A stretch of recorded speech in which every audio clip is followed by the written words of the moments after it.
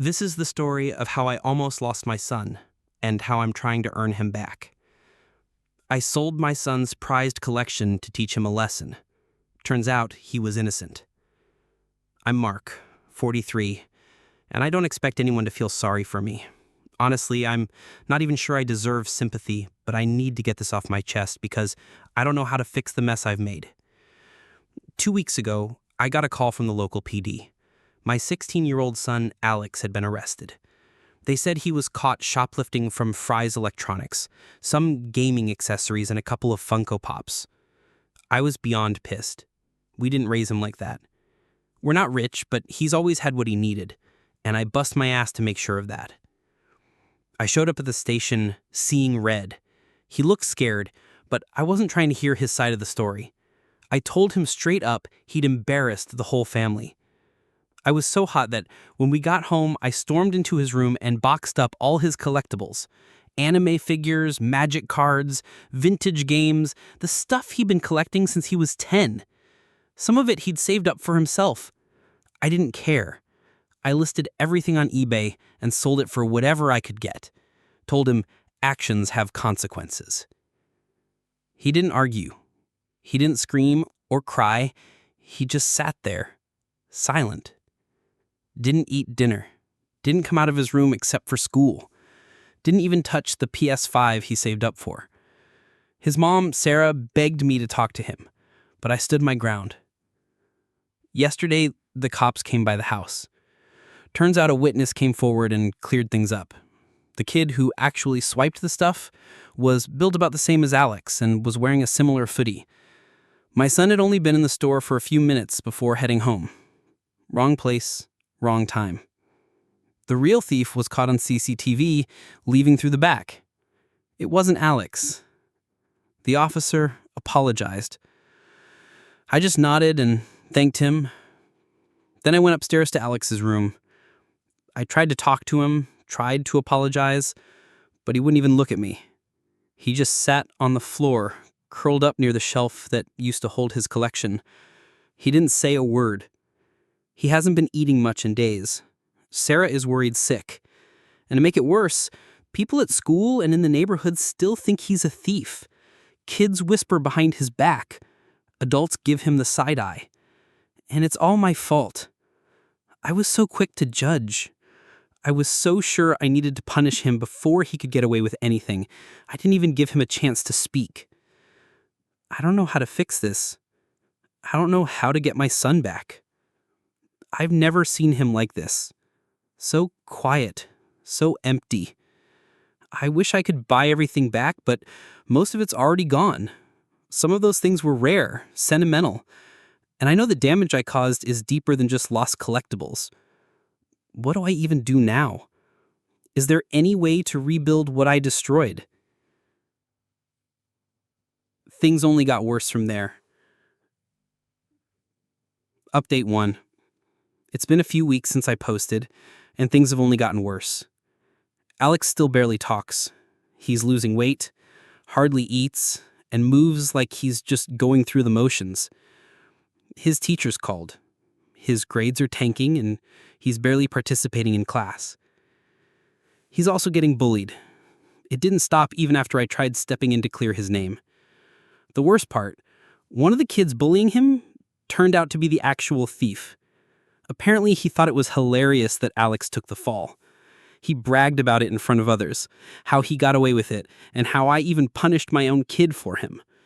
Another student secretly recorded it and showed it to the school and the police. That kid is finally facing consequences now, but the damage to Alex is already done. He still doesn't speak much, especially to me. The low point came a few nights ago when Sarah came to me nearly in tears. She asked me if it was true that I'd sold the gift Alex received from his grandpa before he passed. I didn't realize what she meant at first, but then it hit me. There was a vintage Mickey Mantle card his grandpa gave him, something he cherished and kept on a special stand in his room.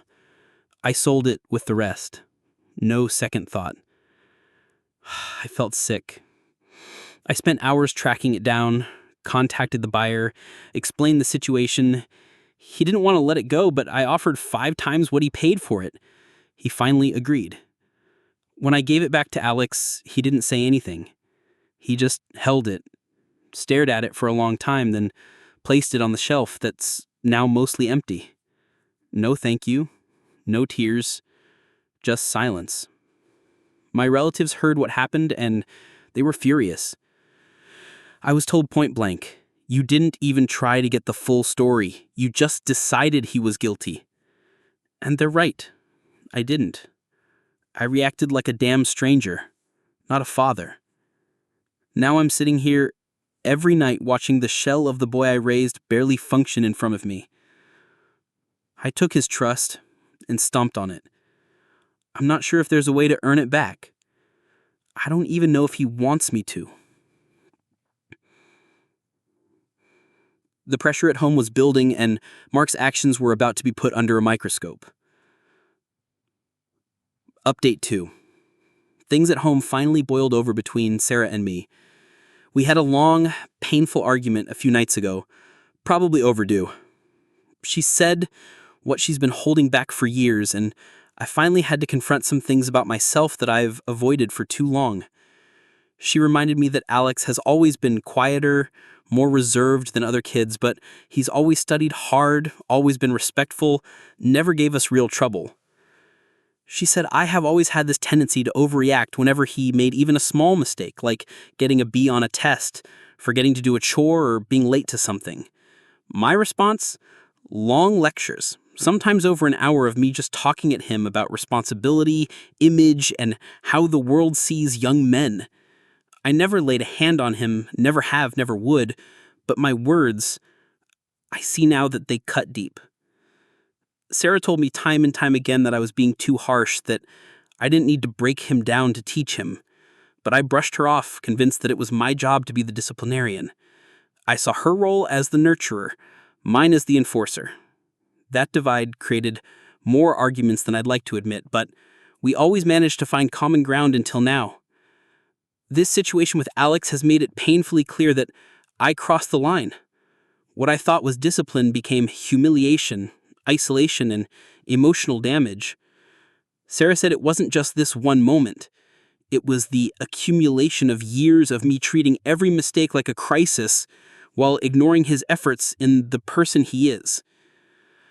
I spoke to my sister, Lisa, shortly after. She was furious when she heard the full story. She said, "You know, we tried to warn you. All of us did." Then she said something that hit harder than anything else. "You remember when you told me you'd never be like Dad?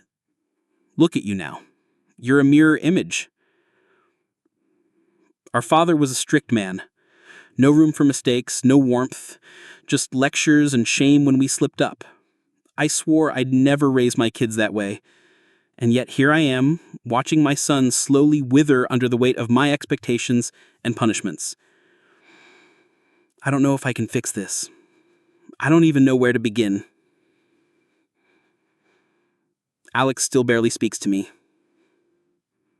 And when he does, it's only out of necessity. There's no emotion in his voice, just numbness. But I do know this. I can't keep going the way I was. I've already done enough damage.